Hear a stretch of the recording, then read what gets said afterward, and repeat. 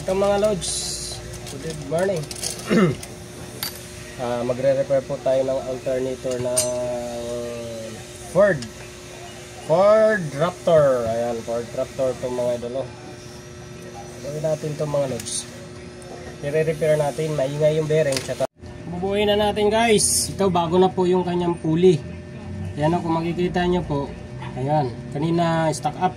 Pinalitan na natin. Bubuuin na natin mga lods. Ito po ay alternator ng Ford Ranger. Ford Ranger mga idolo. Ayan, nare-repair natin. Pinalitan natin ng pulley. Sinasira ang kanyang pulley mga idolo. Dito lang po mga lods ang pagbuo. Alternator.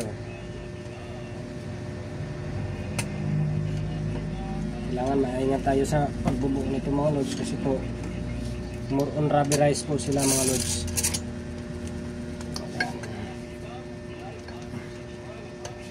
Rubberized po kasi. Okay. Ganito lang pagbuo niyan mga lods. Ito ay Ford Everest. Ay Ford Everest. Ford.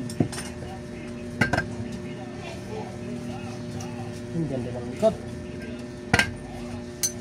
Ford Ranger ang ating ginawa ngayon. Ayan. Pero nito mga lods, nakabit na natin yung kanyang IC. Ito po yung IC. Salpak na po natin yung kanyang IC mga idolo.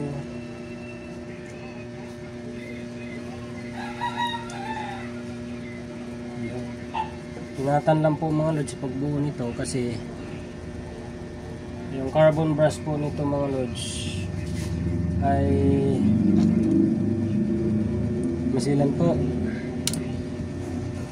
Kamali po tayo dito mga idolo, masisira. Gawin natin dito mga lods.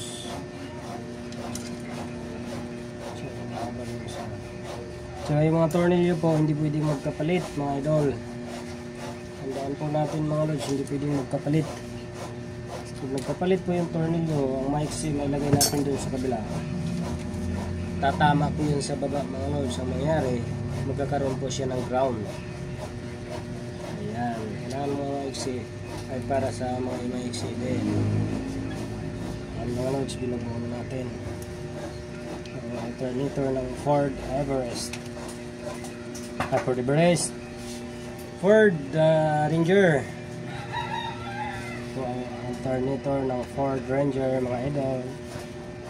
Bubuhin na natin. Ayan.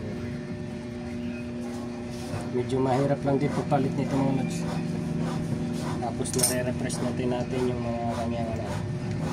Ayan, babalik na rin ito mga idol para matapos na.